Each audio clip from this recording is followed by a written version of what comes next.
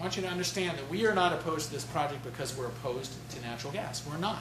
In fact, Save the Bay advocated for the conversion of the Manchester Street power station, which not that long ago was burning coal, to natural gas. We believe in natural gas as a bridge fuel to help reduce our dependence on coal, which is very dirty, toward cleaner alternatives, renewables, which are coming but have a long way to go to really meet our energy needs. So we believe in natural gas. So the question that we're asking is, why do we need this terminal? We're not questioning the need for natural gas. We're questioning why this terminal in this location. There are a few things you should know about the regional supply of natural gas.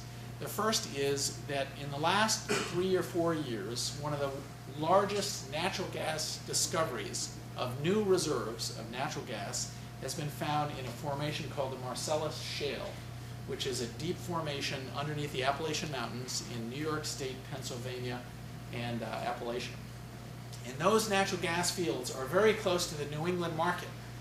Much of that natural gas that's being exploited today in upstate New York and western Pennsylvania is being delivered to New York and New England via pipeline. And that's a huge incremental supply of natural gas. There's now the common belief today is that the United States has at least a 100-year supply of domestic natural gas. Point number 2 is when Hess first arrived in Rhode Island or Massachusetts to propose their first project 5 years ago, first version of this project, there were no other liquefied natural gas terminals serving the New England market. Over the last 12 months, literally 12 months, not 1, not 2, but 3 LNG terminals have been constructed and completed that serve the New England market. That's a fact. The first and largest is in St. John, New Brunswick. And the developer was Irving Oil, which is the largest oil company in Canada. It ties into a pipeline called the Maritime Pipeline that connects into northern New England. And they built that terminal in part to serve the New England market. There's not big demand for natural gas in Nova Scotia. The gas is destined for here. Second, a company called Accelerate Energy completed in June, they took their first delivery of natural gas in June, completed a project 12 miles off the coast of Gloucester, Massachusetts. Their system is an offshore terminal, but it is in fact truly offshore. This, by the way, is, in our view, is not offshore at all.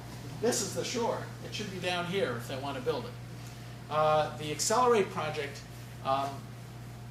is, as I said, 12 miles off the Gloucester. It ties into an existing pipeline and feeds directly to the Boston market. And there's, by the way, there's relatively incremental need for natural gas in Rhode Island.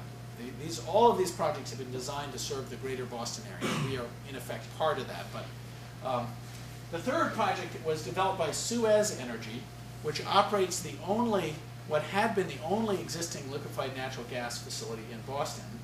Suez is building their own offshore facility, and that one is going to be located in the middle of Cape Cod Bay, and should be operational any day now. It was expected to be done by the end of January, or by the end of December, and got delayed a little bit. So we have 3 natural gas terminals that are in place to serve the New England market, plus we have increasing supplies of natural gas coming in from upstate New York. We ask, so why? Why do we need this now? You could make an argument 6, 7, 8 years ago when the company first arrived. Today, the energy picture is radically different.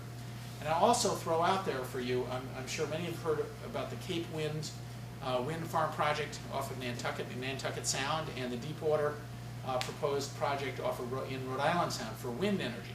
Both of these projects have significant potential in terms of electricity generation.